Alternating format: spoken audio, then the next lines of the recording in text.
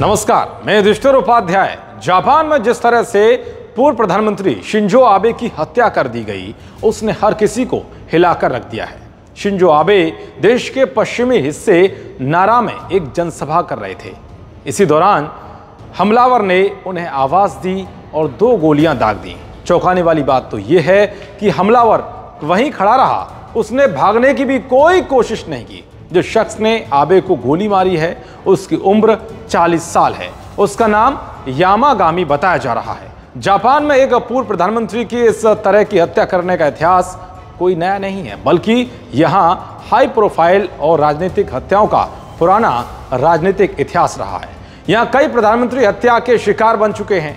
यहाँ तक कि टीवी डिबेट के दौरान भी बेरहमी से हत्या की जा चुकी है, जिसे सारे देश ने लाइव देखा। इसके पीछे की कई बड़ी वजह भी हैं, लेकिन सबसे बड़ी वजह ट्रेन और मेट्रो से यात्राएं करना भी है, क्योंकि जापान में प्रधानमंत्री हो या बड़े अफसर, सभी आम लोगों की तरह ही ट्रेन और मेट्रो से यात्राएं करते हैं। ये सिलसिला पुराना है, लिहाजा उन्हें निशाना बनाना भी आसान रहा है।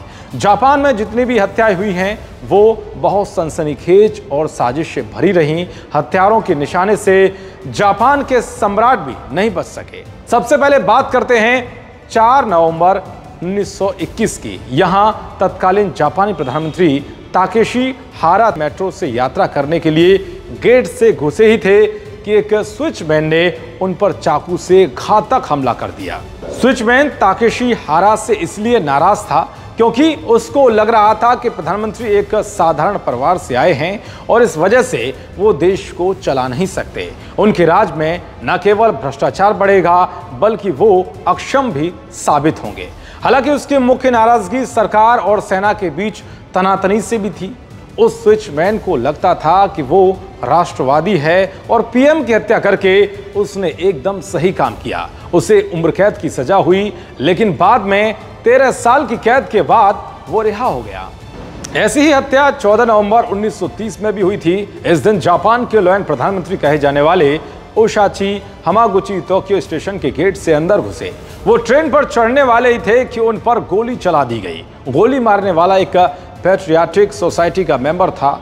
जिस शख्स ने हमला किया वो अपने दक्षिणपंथी विचारों के लिए जाना जाता था। उसकी संस्था भी उन्हीं विचारों पर काम करती थी। कहा जाता है कि इस संस्था ने ही उसे पीएम की हत्या के लिए कहा था। हमागुची को जापान का ताकतवर प्रधानमंत्री माना जाता था। वो साहसी थे, बगैर डरे बड़े से बड़े जोखिम वाले फैसले ले रहे थे, जिसकी वजह से लोग उन्हें तारीफ में लॉयन कहने लगे थे। हमलावर इसलिए नाखुश था कि प्रधानमंत्री ने निशस्त्रीकरण की संधि पर क्यों हस्ताक्षर कर दिए। उसे भी लगता था कि उनके रहते देश और सेना कमजोर होगी। इस हमले में प्रधानमंत्री बच जरूर गए, लेकिन चोटों से नहीं उबर पाए। 8 महीने बाद उनकी मौत हो गई। हमलावर को फांसी की सजा हुई। इसके अलावा सम्राट हिरोहितो पर भी 3 बार कातिलाना साजिश के तहत हमला हुआ। 1920 और 1930 के दशक में जापान में लंबे समय तक सम्राट रहे हिरोहितो पर 3 बार कातिलाना साजिश के तहत हमले हुए, लेकिन हर बार वो बच गए। अब बात करते हैं उस हमले की जब प्रधानमंत्री को 12 नौसैनिक अफसरों ने घेर कर भून डाला था।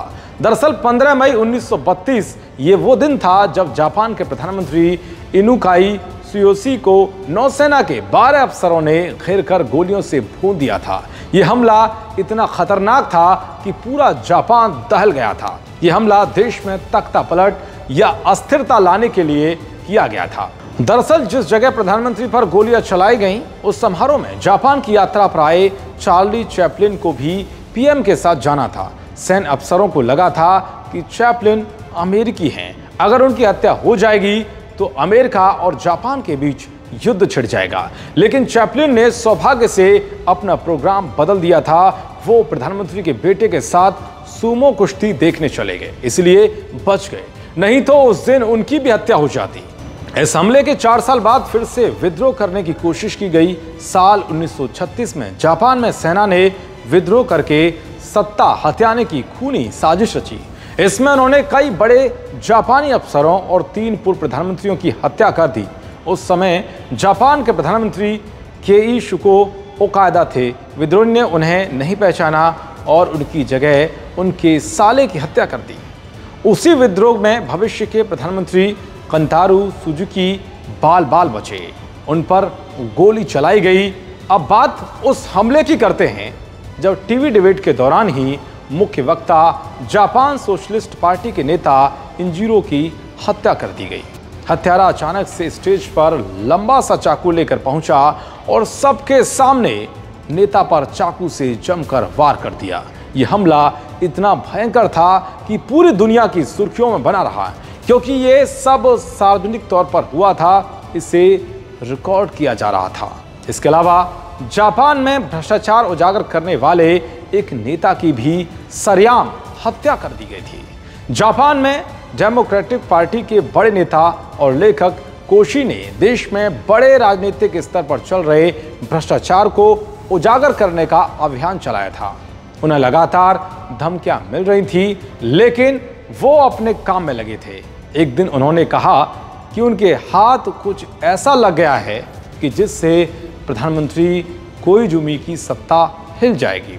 उनकी बेटी उनकी हत्या से एक दिन पहले 24 अक्टूबर 2002 को उनके साथ थी।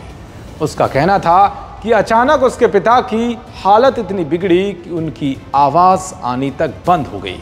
वो कमजोर लगने लगे, स्थिति गंभीर लगने लगी। अगले दिन जब वो उनको घर पर छोड़कर निकली तो झाड़ियों से एक शख्स लंबी तलवार लेकर निकला। उसने घर में घुसकर कोशी की हत्या कर दी। बाद में उसने अपना जुर्म भी कबूल कर लिया, लेकिन ये हत्या आज भी उजागर नहीं हो पाई कि असल में इस हत्या के पीछे क्या वजह थी। तो ये है जापान में सियासी और हाई प्रोफाइल हत्याओं का पुराना इतिहास। इन हत्याओं के पीछे की क्या वजह रही वो मैंने आपको बताया। देखते रहिए। नमस्कार।